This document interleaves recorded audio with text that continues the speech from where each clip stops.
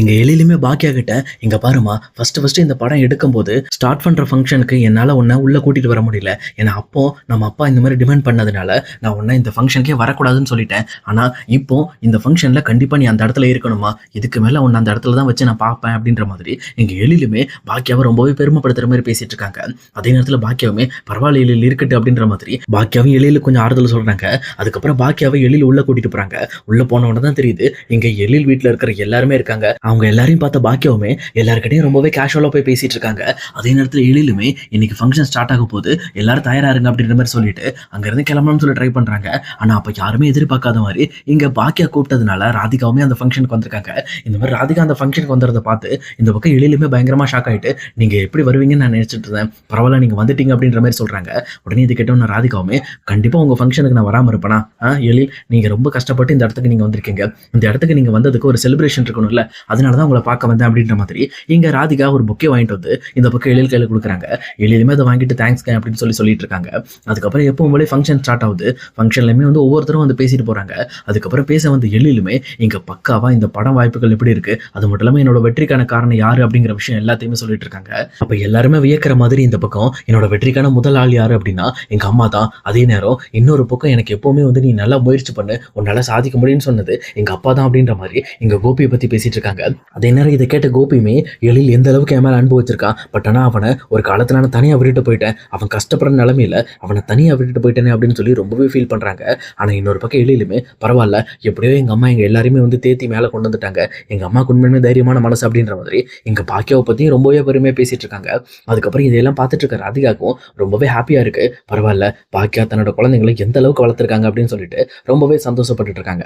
அதுக்கப்புறம் எப்பவும் போல ஃபங்க்ஷனும் முடியுது. முடிஞ்சதுக்கப்புறம் எங்க பாக்கியாவும் இன்னொரு பக்கம் ராதிகாவும் பேசிட்டு இருக்காங்க.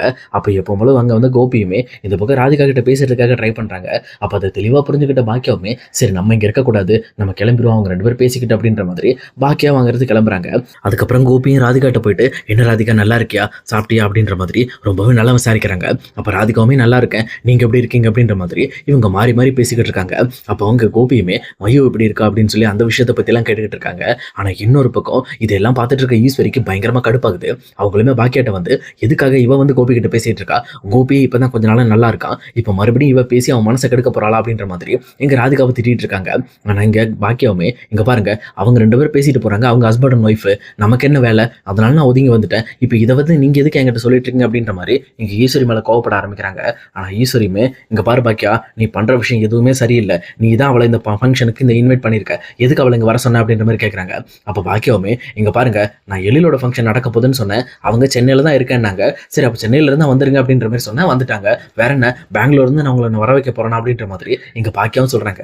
ஆனா இதை கேட்டுட்டு இருக்க ஈஸ்வரியுமே, "நீ பண்றது எதுவுமே சரியில்லை பாக்கியா, நான் எல்லாமே உன் லைஃபை பத்தி யோசிச்சுக்கிட்டு இருக்கேன், ஆனா நீ என்னன்னா இவளோட லைஃபை பத்தி யோசிச்சு இங்க கோபியை அவ கூட சேர்க்கறதுக்கு நீ ட்ரை பண்ணிக்கிட்டு இருக்க, இது என்ன வேலை இது?" அப்படின்ற மாதிரி இங்க பாக்கியாவை ஈஸ்வரி மிரட்ட ஆரம்பிக்கிறாங்க. ஆனா பாக்கியா ரொம்பவே கோவப்பட்டு, "இங்க பாருங்க அத்தை, ஒழுங்கா வாயை மூடிட்டு இருந்துக்குங்க, இது ஃபங்க்ஷன் பாக்குறேன், இல்லைன்னா இங்கேயே உங்க மானத்தை வாங்குற மாதிரி ஆயிப்போம்." அப்படின்ற மாதிரி இந்த பக்கம் பாக்கியாவும் ஈஸ்வரியை மிரட்ட ஆரம்பிக்கிறாங்க.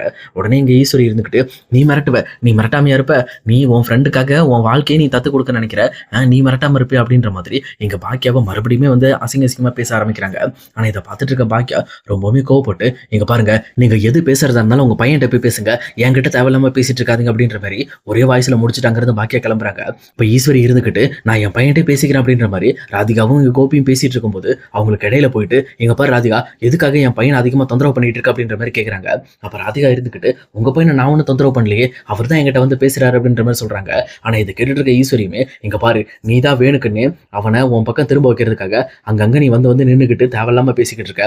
என் பையன் என் கூட இருக்கிறது தான் சரியான விஷயங்கிறது நான் முடிவு பண்ணிட்டேன், நீயும் அதை முடிவு பண்ணி வெளியில போற மாதிரி ஒரு நாடகத்தை போட்டு போயிட்டு இப்ப என் பையனை மறுபடியும் உன்கிட்ட இழுக்கிறதுக்காக அப்பப்போ வந்து நாடகம் போட்டுட்டு இருக்கியா, நீ நினைக்கிறதெல்லாம் நடக்காது, என் பையன் என் கூட தான் இருப்பான்." அப்படின்ற மாதிரி இங்க ஈஸ்வரி சொல்லிக்கிட்டு இருக்காங்க. ஆனா இதை கேட்டுட்டு இருக்க கோபியுமே, "என்னம்மா இப்படி பேசிட்டு இருக்கீங்க, ராதிகா எல்லாமே என்னால இருக்க முடியாது, நீங்க சும்மா இருங்க, ராதிகாட்ட இப்படி எல்லாம் பேசிட்டு இருக்காதீங்க." அப்படின்ற மாதிரி இங்க கோபியும் கண்ட்ரோல் பண்றாங்க.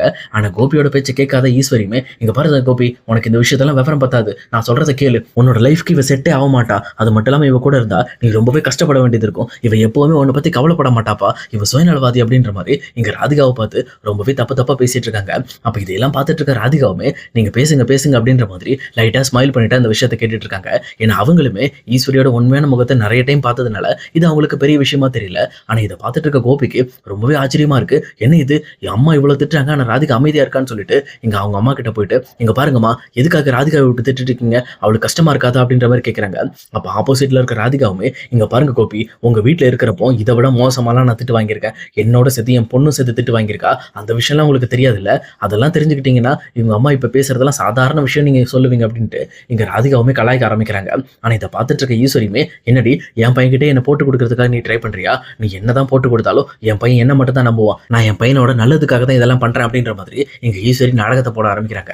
ஆனா இதை பார்த்துட்டு இருக்க ராதிகாக்கு இதுக்கு மேல பொறுமையே இல்ல, இதுக்கு மேலதான் நம்ம கோப்பை விட்டுட்டு போறோமே, அப்ப எதுக்கு இவங்களுக்கு இறங்கி போகணும்னு சொல்லிட்டு ரொம்பவுமே கோபத்தோட, நிறுத்துங்க, நீங்க எல்லாம் பெரியவங்களா, முதல்ல பெரியவங்க மாதிரி பேச தெரியுதா உங்களுக்கு, உங்களுக்கு உங்க பையன் நலன்ல அவ்வளவு அக்கறையா, நீங்க தான் கோபியோட வாழ்க்கையை அழிக்கிறது அது தெரியுமா உங்களுக்கு, ஏன்னா இந்த மாதிரி யாரோட சென்டிமெண்ட்டே புரிஞ்சுக்க தெரியாத உங்களுக்கு எப்படி உங்க பையனோட சென்டிமெண்ட் நீங்க புரிஞ்சுக்குவீங்க, உங்க பையனுக்கு தேவையில்லாத ஒரு விஷயத்த நீங்க இதை எடுத்துக்கன்னு சொல்லி கொடுத்தா அது அவருக்கு சரியாயிடுமா, அவருக்கு பிடிக்காத விஷயத்த அவர் வாழ்க்கையில எடுத்துக்கிட்டா அவர் ஜெயிச்சிருவாரா அப்படின்ற மாதிரி பயங்கரமா கேள்வி கேட்க ஆரம்பிக்கிறாங்க.